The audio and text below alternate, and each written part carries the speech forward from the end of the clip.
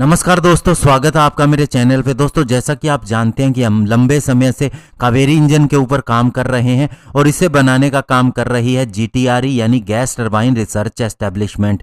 और अभी दोस्तों वह HAL के साथ आके इसके ड्राई वर्जन के ऊपर काम करेगी, यानी कि पार्टनरशिप में काम करेगी। आज इसी के ऊपर बात करेंगे। चलिए दोस्तों शुरू करते हैं। तो दोस्तों, जैसा कि आप जानते हैं कि कावेरी इंजन इतना थ्रस्ट नहीं दे सका कि इसे फाइटर जेट के अंदर या स्पेशली तेजस फाइटर जेट के अंदर इस्तेमाल किया जा सके, तो हमने इसका ड्राई वर्जन हमारे अनमैन्ड एरियल व्हीकल के अंदर इस्तेमाल करने के बारे में सोचा था, जो कि हम घातक या ओरा के नाम से बना रहे हैं। और इसे gas turbine and research establishment बना रही है, जो DRDO की ही लैब है। और कावेरी इंजन के ऊपर हमने लगभग 30 सालों से काम करना जारी कर रखा है।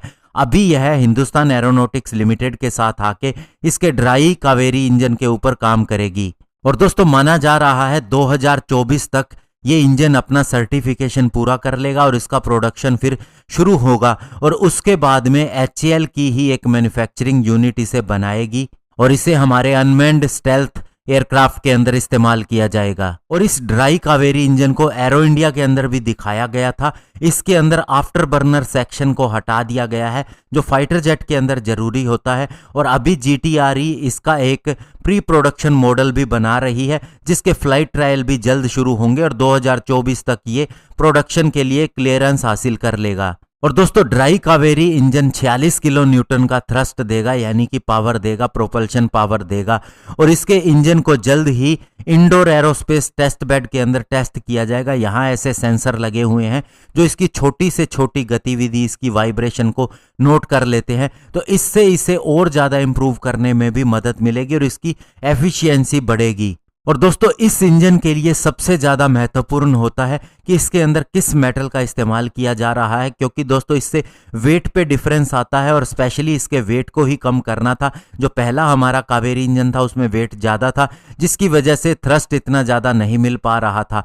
तो ऐसे में दोस्तों हमारी डिफेंस मेटलर्जिकल रिसर्च लेबोरेटरी यानी DMRL, जो DRDO की ही एक लैब है, ये मेटल्स के ऊपर काम करती है। और इसने अभी आइसोथर्मल फोर्जिंग टेक्नोलॉजी को एस्टेब्लिश किया है। और इसने दोस्तों हाई प्रेशर कंप्रेसर के पूरी 5 स्टेजेस को प्रोड्यूस किया है। और इसमें टाइटेनियम एलॉय का इस्तेमाल किया है ताकि इसका वेट भी कम रहे। और अब ये लैब किसी भी तरह की हाई प्रेशर कंप्रेसर डिस्क बना सकती है किसी भी टाइप के इंजन के लिए। और ये इसकी बहुत बड़ी सफलता है, क्योंकि यही चीज़ें हमें फॉरेन से मंगाने में बहुत ज़्यादा खर्च करना पड़ता था। और सबसे इम्पोर्टेंट पार्ट भी इसे कहा जा सकता है किसी भी फाइटर जेट इंजन के लिए। और इसका लोकली बनना हमारे लिए अपने आप में बहुत बड़ी सफलता है इस इंजन के अंदर सफल होने के लिए। और दोस्तों, इसके लिए जो मेटल की सप्लाई होगी वो भी मिधानी करेगी। ये भी एक लोकल कंपनी है और इस तरह की सारी एलॉय, चाहे स्टील हो, टाइटेनियम हो, निकल हो, ये सप्लाई करेगी और इसके सारे पार्ट्स यहीं पर बनेंगे। तो हम कह सकते हैं कि ये 100% इंडियन इंजन होगा।